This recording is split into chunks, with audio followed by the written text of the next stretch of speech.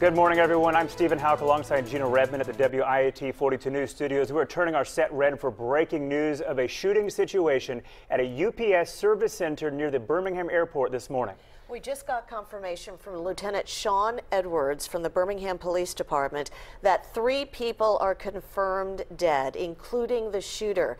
There is a news conference about to get underway, we believe, involving Police Chief A.C. Roper to give us more details exactly what happened. Now, we know this happened at 9:30 this morning. Let's go live to the scene for the very latest. We're going to give a statement,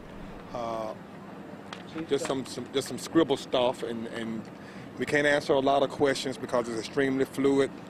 The entire incident hasn't been an hour yet. So here we go.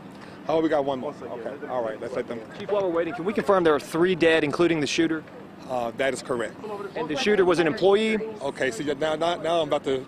If y'all give me a moment, then yeah, y'all just. We got some more video. We want them to set up as well. We're waiting for you. Yeah, to those trucks, time is money. You know what? Yeah, I know. All right, we're live. We're live right now, Chief. All right, again, we are waiting here for Chief A.C. Roper to give the official statement. At 9:21 this morning, the Birmingham Police Department received multiple calls regarding an active shooter here at the UPS business. Patrol units responded quickly. They rallied up and made an entry into the building. They were able to clear the building, and of course, during the shooting, multiple employees exited the facility. Officers, once they arrived and entered the building, located 3 deceased people in the business. It appears that it's the shooter, who is still wearing his UPS uniform, and 2 other employees. At this time, we have no information regarding the motivation that led to this incident, so we'll be digging into the work history, into the background, also talking to family members and these other employees who may be able to shed some information on what caused this incident today.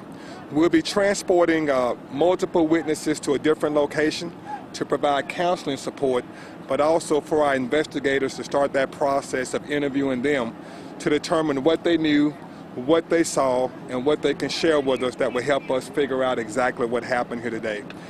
There were no other injuries. We do have people who are extremely upset by what they saw today and what they witnessed, so we want to make sure we support them.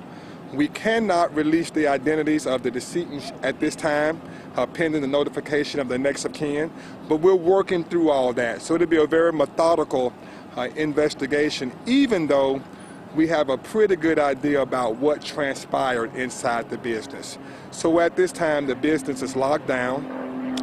We'll be grabbing the evidence, processing that scene, interviewing witnesses in a very methodical and comprehensive fashion to make sure we get a good picture of what led up to today and what we can do in the future to prevent it. Chief, can you tell us, were all of the victims UPS employees? At this time, it appears to be so, but it's very preliminary. So we'll work through that as we talk to these witnesses and get good identification on everyone. So you at this point cannot confirm that he was fired yesterday? No, I cannot confirm that. Chief, your reaction to this situation, just in general? Well, it's extremely troubling for the city, for these families that are involved, because when these people came to work today, they had no idea that this would be their last day here on earth, and to have this happen to them while they're inside their place of employment, doing what we want people to do. Find a job, work, be productive, give back to society, do all those things. And they were doing that. No one was doing anything risky, but they were just people working at their job. And for them to lose their lives today is extremely sad. It reflects on society. It reflects the fact that we have people who, whatever they think their challenges are, violence is never the answer. And so we've had people to lose their lives today who didn't deserve it. Chief, does it appear that the shooter died from a self-inflicted gunshot wound at this point? They were dead prior to tactical team's entry? When the officers entered the facility, they identified and located the 3 bodies that were there, and one of those is obviously the shooter, and it appears he died from a self-inflicted gunshot wound. Police never fired any shots, correct? No, police never fired any shots. Did not even hear any shots when they arrived. So it appears at that time when the officers arrived in the parking lot and made entry according to their training. This is how we respond to active shooter situations. You don't wait for a tactical team to arrive. Those initial patrol units have to rally up, develop that quick plan, go in and do what they can to neutralize the threat. But at this time, when they arrived inside the facility, the incident in all respects was already over. Chief, can you tell us a timeline about this from the response when it started to when it ended? Any indication in terms of where in the building? Was this right inside the doorway, further in? As you enter the warehouse area of the facility, it appears everything occurred in the warehouse area in or near the offices. And so we'll have a timeline for you later, and at this point in time, we'll end this portion and clear the roadway, and we'll give updates throughout the day. Thank you for your time, Chief. Okay, at this time we want to recap for you, for those of you just tuning into this breaking news story. You just heard from Police Chief A.C. Roper there explaining what happened this morning at the UPS Customer Center in the Inglenook community. We have confirmed reports that 3 people are dead, including the shooter who died from a self-inflicted gunshot wound. Chief Roper just said, kind of gave us a general timeline. They got the calls at 9:21 of an active shooter situation. Patrol officers arrived on the scene. They entered the facility and found the 3 individuals dead. They did not shoot any, make any shots themselves. The police officers did not. So what we have been told by Birmingham Police Chief A.C. Roper, 3 individuals deceased. The shooter himself was actually wearing a uniform, and the 2 other employees was the exact quote of Chief Roper for us to, of course, take from that all 3 of them were employees, as our reporter Mike McClanahan was asking him that as well. Again, the police officers arrived at the scene. They never heard shots. They didn't have any shots themselves, as that scene had already been neutralized at that time. We're also told that this happened in the warehouse area of this facility. For those of you who may not be familiar with this particular area, it is a large warehouse. It also serves customers. Their hours are from 2 to 6 p.m., so we are assuming at this point there were no customers there at that location.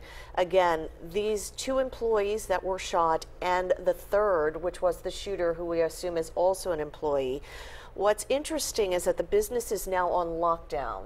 Chief Roper says they are in the process of offering counseling support to the families of the victims as well as other employees there, and they are also in the process of questioning these other employees to find out exactly why this happened. That is what is still unanswered at this hour. We want to set the scene for you too. If you're not familiar with where we're discussing, this location is within a half mile of the Birmingham Airport. If you're familiar with the airport, and East Lake Boulevard, which goes parallel with the main runway at the Birmingham International Airport, right off of East Lake Boulevard is Birmingham Street, and within a quarter mile is this location, which is officially Inglenook Lane. So it is very close, again, to the Birmingham Airport. It is a UPS customer service facility with a large warehouse there, as we've been seeing. And as we have been reporting, and we now have confirmation from Police Chief A.C. Roper, there was an active shooting there this morning. An individual in his UPS uniform, according to police officers, took the lives of 2 other employees and then took his own life, as Chief Roper confirmed it was a self-inflicted gunshot to himself. Yes, and he also told us that employees were evacuated from that site. We are working to find out how many employees were working there at that time. Again, A.C. Roper says this is, quote, an extremely troubling day for the city of Birmingham and for the families of those employees who lost their lives this morning. Of course, we will keep you updated on this breaking news situation. We invite you to stay with WIAT 42 News for the latest updates and go to our website, WIAT.com, for the very latest information. For now, we're going to send it back to regular programming. This has been a WIAT 42 breaking news report. Coverage you can count on.